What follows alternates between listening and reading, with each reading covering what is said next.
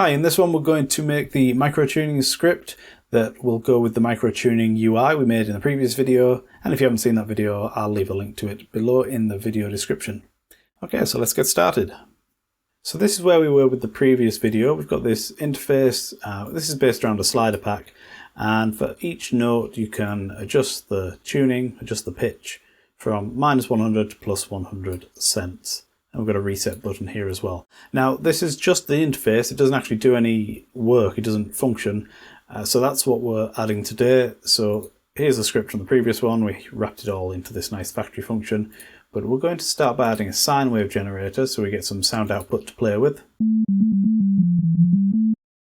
And we're actually going to add our microtuning script within the sine wave generator's MIDI processor section. Now if you wanted this to affect multiple sound generators, let's say we had 2 sine wave generators for example, and you wanted the microtuning to affect both of them, what you could do is put these into a container. So let's add a container, and we'll just drag these into the container, and then the microtuning script that we're going to write today you would put at the container level here. But we're just going to work with the one sine wave generator today, so I will put this back up here and we'll just get rid of that container. So in our MIDI processor section here we're going to add a new script processor, and we can name this, we'll just call it microtuner.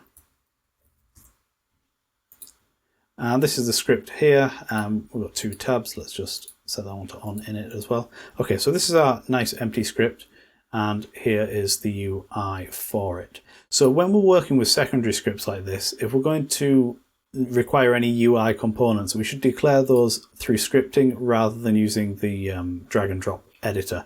And the reason is when you create a UI in the drag and drop editor, it's just in this particular project, it doesn't exist outside the project. So if you wanted to take this script and put it into another project, you'd have to recreate the UI, whereas if you create the UI in the script, then it is going to go with the script to any other project you use it in.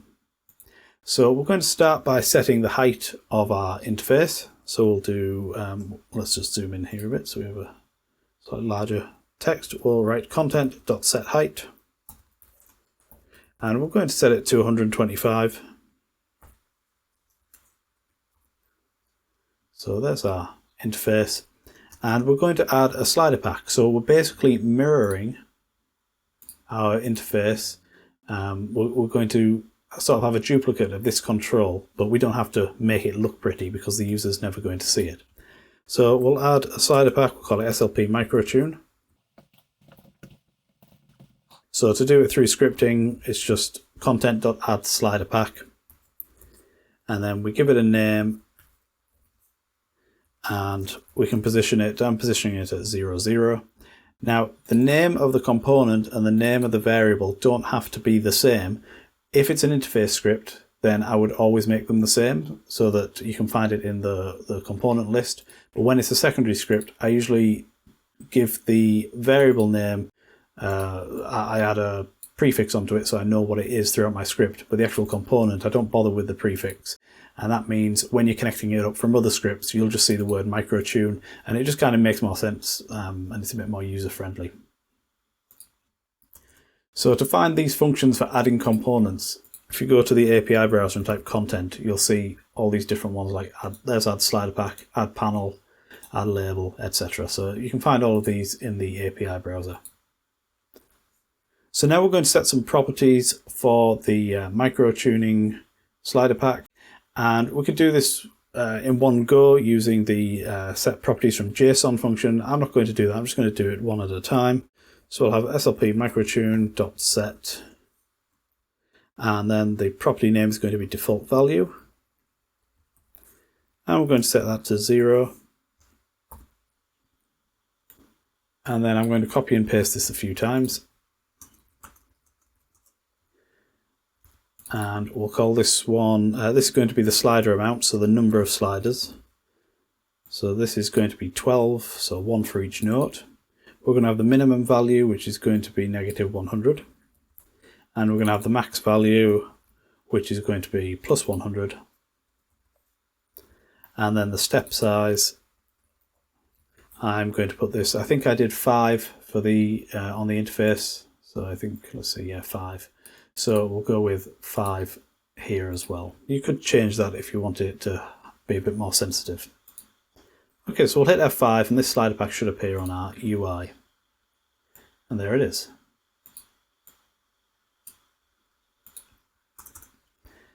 Now we'll come on to how we connect this slider pack up to the interface in a little while, but for now we'll just implement the microtuning functionality.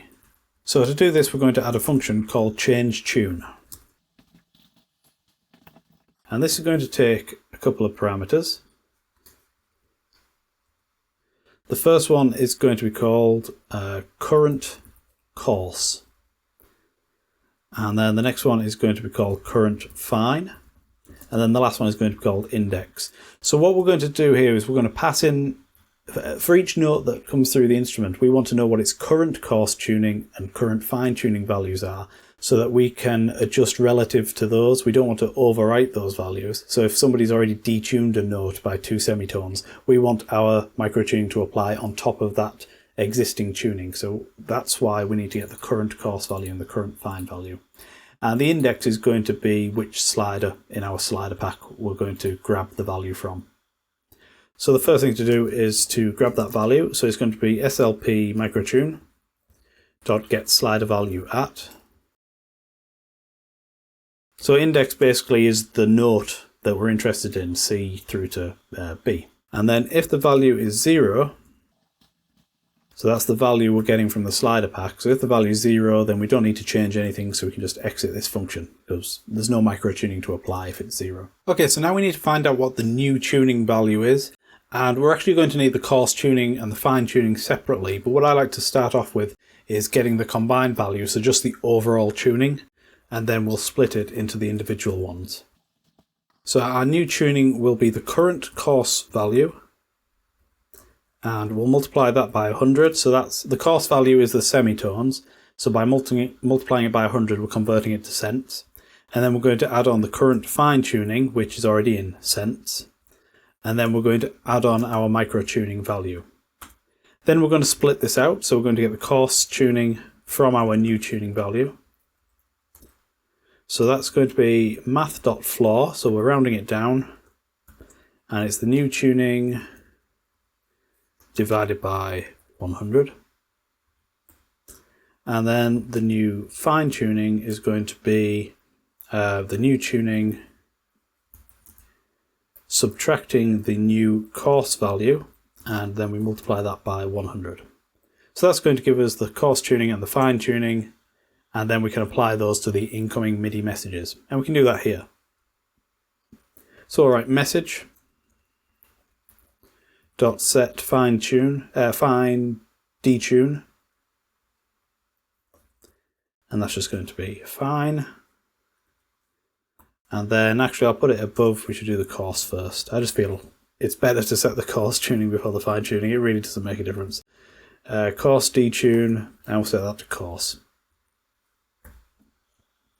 So that's pretty much it. All we have to do now is actually trigger this. Let's see, what little error message there. Coarse detune. Oh, I've put get instead of set. Let's change that. There we go. So now all we have to do is call this function from the onNoteOn callback, because that's where we're interested in, well, that's where the messages are coming in, so that's where we need to put this. You could also put it in the onNoteOff callback as well if you want to apply it to release triggers.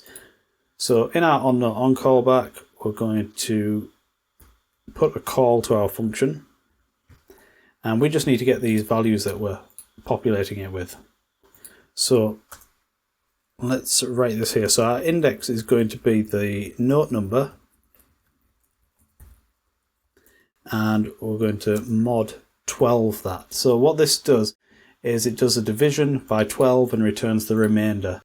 And effectively this is going to convert an octave of notes into a range of 0 to 1. So we can actually see that. If I'll just comment this out for now.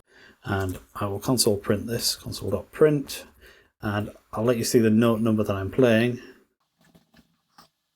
Right, so I'm going to play middle C, which is note 60. So this little calculation here should convert that into 0. So C should always be 0. So middle C.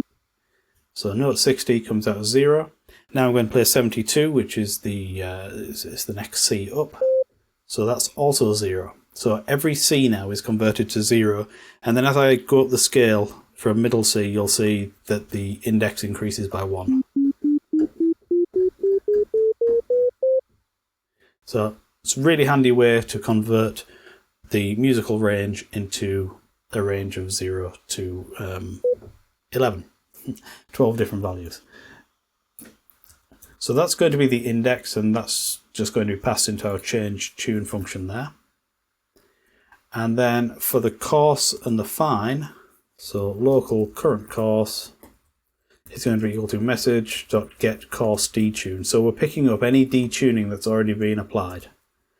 And we'll do the same with the fine. And I'll hit F5 on that. So hopefully if everything's working, I should be able to adjust these values here and we'll hear the pitch change. Let's just reset it all. So I'm just going to play middle C. And then I'm going to move middle C slider as I play, and we should hear the pitch change.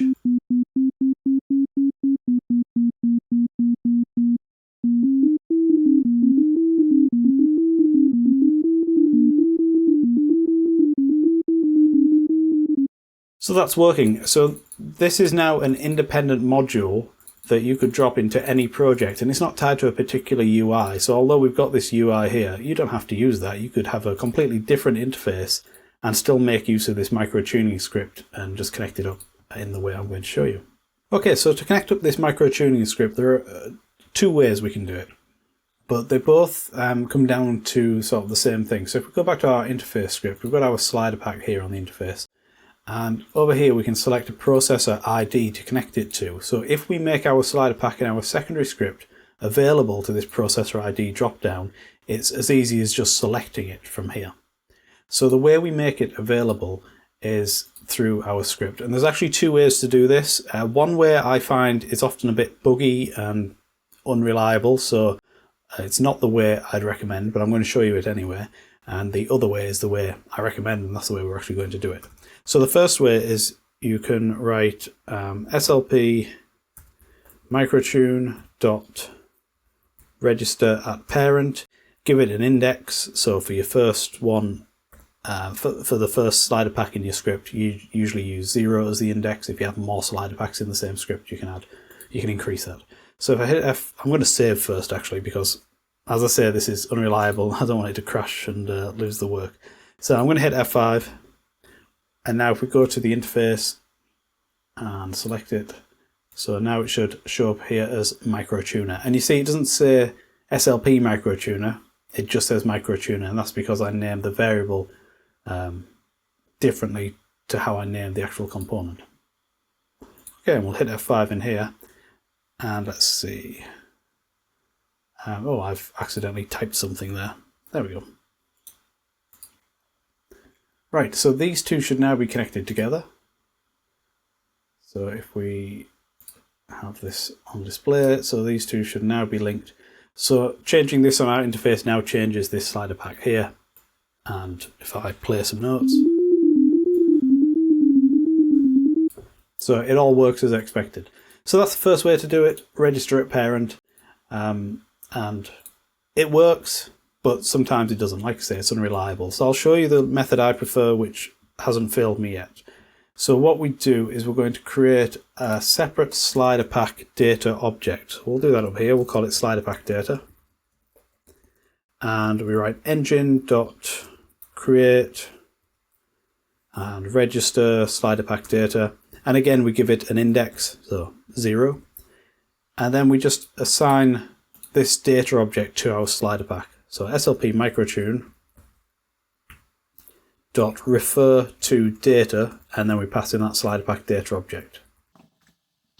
I'll hit F5, I'll hit save. And again, if we go to our interface, and we'll just reset that. I'm just going to hit J to open the JSON, and that's correct. Where's the processor ID? There it is. So I'm just going to delete it from here just to make sure that's all cleared out.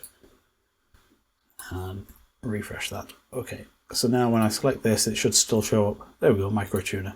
So it does the same thing, it's just as effective, but I found this to be more reliable, so that's the way I'd recommend you do it.